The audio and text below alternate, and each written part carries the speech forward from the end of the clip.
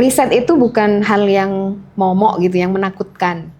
Jadi mahasiswa harusnya nggak takut dengan kata-kata penelitian, skripsi, karena sebenarnya kita sudah terbiasa gitu mengamati hal-hal yang ada di sekitar kita.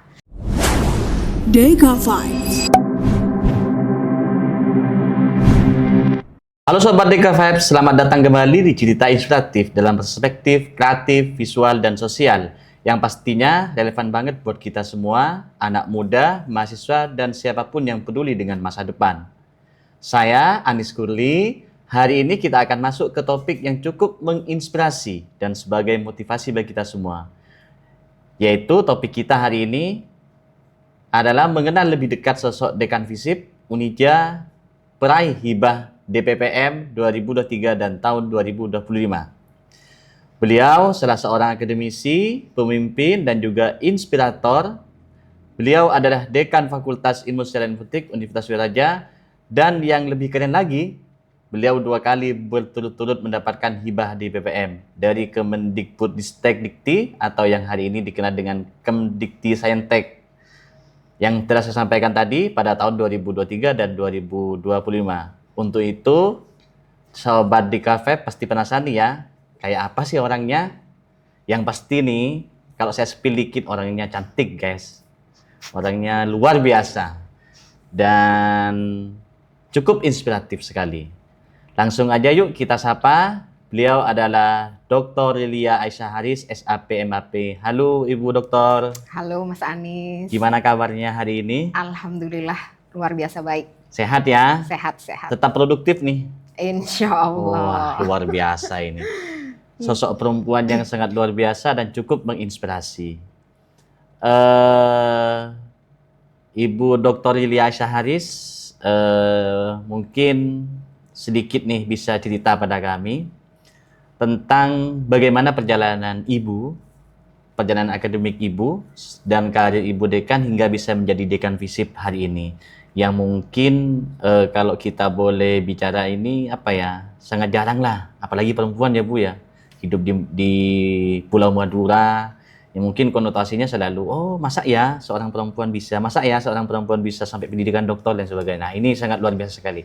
Boleh di-spill nih pada kami, terutama pada sobat-sobat Deka Vibes, Ibu Lia. Baik, yang pertama terima kasih sudah mengundang saya ke acara podcast yang keren ini. Alhamdulillah senang sekali bisa berbagi cerita dengan semuanya. Memang cita-cita saya sejak SMA ya, cita-citanya itu memang pengen jadi dosen. Oh gitu ya? Pengen jadi dosen. Oh. Kemudian di kuliah saya memang merintis, saya sangat mencintai iklim akademik, kemudian sering bantu dosen juga waktu masih kuliah, dan memang cita-cita langsung melanjutkan S2. Qadarullah waktu itu orang tua menjodohkan, kemudian menikah, jadi cita-cita itu kemudian nggak dikubur juga, tapi mungkin tertunda. Tapi kemudian Allah punya rencana yang begitu indah untuk saya. Akhirnya setelah 6 tahun vakum, di 2000 saya lulus 2006, kemudian menikah 2007, kemudian masuk Wiraraja 2011, dan kuliah melanjutkan S2 2012. Dan alhamdulillah dengan beasiswa, jadi S2-nya dengan beasiswa, lulus 2014 dan langsung melanjutkan S3 di 2017, selesai di 2022. Juga dengan beasiswa dari Kemendikbud. Jadi beasiswa waktu dulu namanya BPPDN, Pak Anis, Mas Anis. Oh, luar biasa ya. Berarti iklim akademiknya Ibu Lia ini sudah terbangun sejak dulu kuliah, bahkan sampai lulus S3. Dan beasiswa lagi nih. Alhamdulillah. Boleh di-spin sedikit aja itu, Bu Lia? Barangkali Sobat Deka Vibes itu pengen nanti juga dapat beasiswa. Saya juga mau beasiswa nih juga ini. Oh iya. Saya pengen ngikut Bu Dekan ini nanti biar disebut doktor gitu. Betul. Nah, Jadi memang kita harus punya cita-cita yang tinggi ya, jangan nanggung-nanggung. Kalau masih bisa, apalagi dari segi usia, Mas Anies masih usianya masih sangat muda untuk bisa ikut seleksi. Dan memang kalau untuk kompetensi dosen memang lebih baik untuk kuliah di universitas negeri ya. Kemudian jalur beasiswa sekarang kan sudah terbuka banyak. Dan itu mengcover nggak cuma biaya kuliah tapi juga ada bantuan untuk uang saku ya untuk sehari-hari. Dan tipsnya lulus tes potensi akademik, kemudian TOEFL-nya oke. TOEFL ya Bu ya. TOEFL-nya Wah, oke. ini sobat di K5 luar biasa sekali. TOEFL itu wah, ini jadi momok ini bagi kita semua. Jadi kalau Anda itu pengen dapat beasiswa sampai S3 kayak Ibu Lia ini, jadi mulai hari ini bahasa Inggrisnya perlu bagus nih berarti ya, Bu Lia ya. Perlu Oke. dilatih. Berarti kita perlu banyak belajar. Nah, ini nih Bu nih yang bikin kami penasaran ini. Ibu berhasil mendapatkan hibah kalau 2023 itu masih di LTPM ya. Ya. Kalau sekarang sudah ganti di PPM di tahun 2025. Nah, ini luar biasa sekali dengan kesibukannya sebagai dekan, sebagai ibu lagi. Wah, ini masih bisa punya waktu untuk bagaimana produktif ya, terutama dalam hibah. Nah, ini hibahnya fokusnya kemana, apa yang Ibu teliti, dan apa yang diterapkan masyarakat. Nah, ini boleh tidak kita ceritakan terkait hibah tersebut. Karena bagi kami itu, Sobat di K5 ya ini luar biasa sekali. Apalagi beliau itu seorang dekan, pemimpin di fakultas ya. Kemudian sebagai ibu nih lagi. Nah, ini mohon diceritakan Bu, gimana tentang hibah ini nih. Ya, alhamdulillah. Jadi memang tahun 2023 itu ketika saya baru selesai S3, kemudian kembali lagi ke kampus. Sebenarnya saya jadi konsep kemarin di disertasi saya itu tentang collaborative governance. Jadi saya ingin lebih menggali lagi tentang collaborative governance itu, hanya masalahnya beda, topik yang diambil beda. Jadi kalau kemarin di disertasi itu saya tentang pengembangan ekonomi lokal, ini masih seputar masalah pembangunan juga, tapi ke perkawinan anak. Jadi perkawinan anak itu kan isu yang punya dampak domino. Jadi dampaknya bukan cuma ke sektor pendidikan aja, ekonomi, sosial, dan itu yang menarik perhatian saya. Gitu. Jadi gimana semua stakeholder yang terlibat itu bisa berkolaborasi untuk bisa mencegah angka perkawinan anak di Kabupaten Sumeneb. Sumeneb itu tertinggi loh Mas Anies.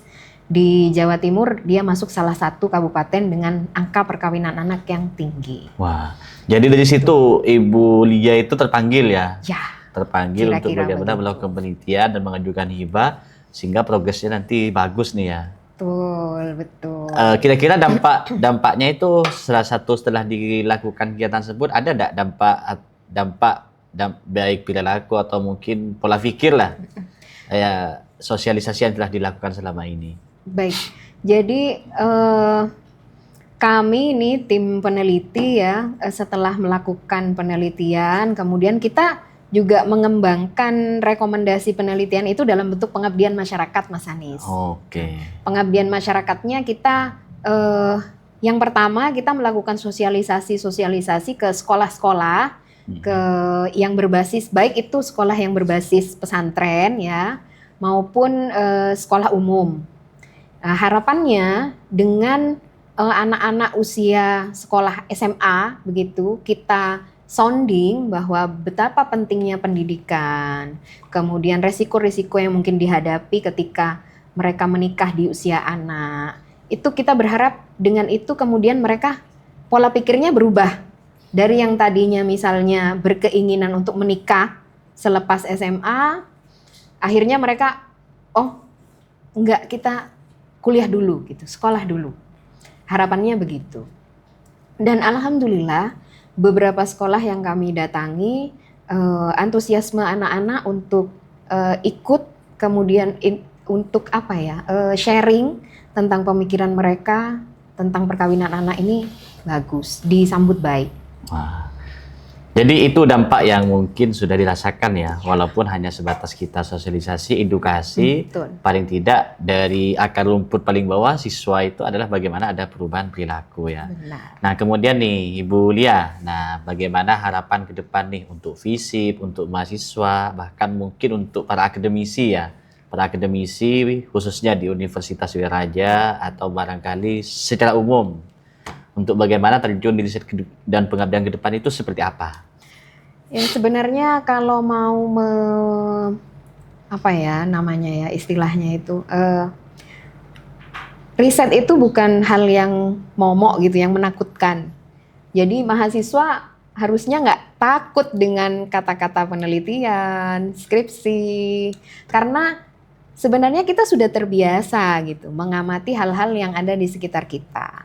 Kemudian tipsnya adalah simple aja, apa yang kamu senangi itulah yang akan kamu teliti, gitu aja. Kalau menyenangi misalnya masalah-masalah pelayanan publik, ya telitilah masalah layanan publik. Kalau suka pada isu-isu kebijakan, monggo teliti isu-isu kebijakan. Sederhana sih sebenarnya, tapi yang kita harapkan adalah apa manfaat nantinya yang bisa kita berikan ke masyarakat dari hasil penelitian kita. Gitu sih. Berarti lebih kepada nanti bahwa penelitian itu dan riset itu sudah menjadi, apalagi mahasiswa ya atau akademisi, suatu hal yang biasa kita lakukan. Tinggal kita itu nanti impact yang kita lakukan itu apa pada masyarakat. Iya. Bukannya seperti itu ya, Bu Lia? Iya, kira-kira begitu. Nah, untuk berikutnya nih, Bu. Nah, ini santai-santai aja ya. Jadi saya akan kasih pertanyaan cepat. Ibu Lia itu jawab secepat mungkin tanpa harus berpikir ya. Kan? Secepat Ya, mungkin. oke. Bisa dimulai ya, Ibu Lia ya. Sudah siap? Apa perlu baca bismillah dulu ini? Nah. Oke. Karena ini Ibu Lia ini sosok yang sangat luar biasa sekali ya, Sobat Dika Vibes. Ya, semoga saya pun juga bercita-cita nanti bisa seperti beliau nih. Amin, amin, Pasti amin. semuanya juga begitu kan ya? Dengan berbagai macam penyampaian tadi yang sangat luar biasa. Tetapi mungkin tidak bisa sampai sedetail mungkin Sobat Dika Vibes. Kalau pengen lebih detail ya mungkin Sobat nanti bisa datang langsung nih ke Ibu Dekan. Nah, itu ya. Oke, nah saya kan bakal kasih pertanyaan nih untuk Ibu jawab dengan cepat ya. Buku favorit La tahzan. La Tahzan. Minuman wajib saat nulis proposal hibah itu apa? Kafe. Kafe, wah. Suka kopi berarti? Suka. Wah, luar biasa ini. Berarti makanya beliau itu pintar Sobat. Dia minum kopi. Kopi itu solusi untuk semua segala hal berarti. Kopi itu sunnah. Oh, Sunda ya? Iya. Oke. Selain itu juga Sunda ya. Terus Sunnah. inspirasi terbesar dalam hidup Rasulullah. Rasulullah. Oke. Lagu yang lagi sering didengerin. Apa? Rahasia. Oh, rahasia ya. Jangan-jangan Enggak, saya lagi suka lagunya Maher Zain. Kolbi fil Madinah. oh, Kolbi Fil Madinah. Enggak Oke, tahu oke. judulnya apa ya, tapi syairnya sepotong begitu, Kolbi fil Madinah. Siap. Nah, terus moto hidup. Moto hidup: bersama kesulitan pasti ada kemudahan. Bersama kesulitan pasti ada kemudahan. Wah, luar biasa Sobat Dika Vibe. Mulai tadi Bu Lia telah menjawab berbagai pertanyaan yang cepat ya. Dan itu mencerminkan tentang beliau. Nah, terakhir nih Bu, pesan-pesan sebelum diakhiri nih Bu Dikan. Sebelum kita berakhir pada kegiatan podcast kali ini. Untuk kita, untuk semuanya, untuk para pemirsa yang akan menonton kita nanti di YouTube-nya Dikapedia. Monggo, Ibu. Jadilah baik dan bermanfaat. Jadi dimanapun kita berada, apapun peran kita, lakukan semaksimal mungkin.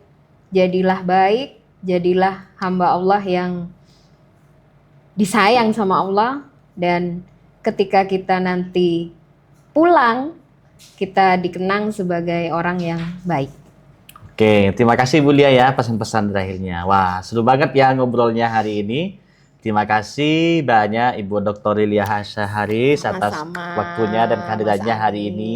Anies. Telah berbagi cerita yang inspiratif banget. Semoga makin banyak akademisi yang bisa berkarya ya berkarya nyata buat masyarakat kita, jadi belajar bahwa di balik setiap aturan atau regulasi ada proses komunikasi, ada dinamika sosial, dan yang paling penting ada ruang partisipasi yang harusnya kita isi bukan kita jauhi. Terima kasih juga untuk Ibu Lia hari ini yang kedua kalinya saya sampaikan berkali-kali terima kasih.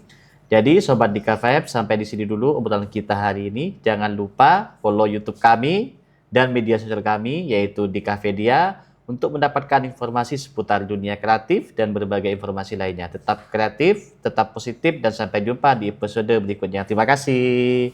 Terima kasih Bu Lia. Terima kasih. Sampai jumpa semuanya. Sampai jumpa.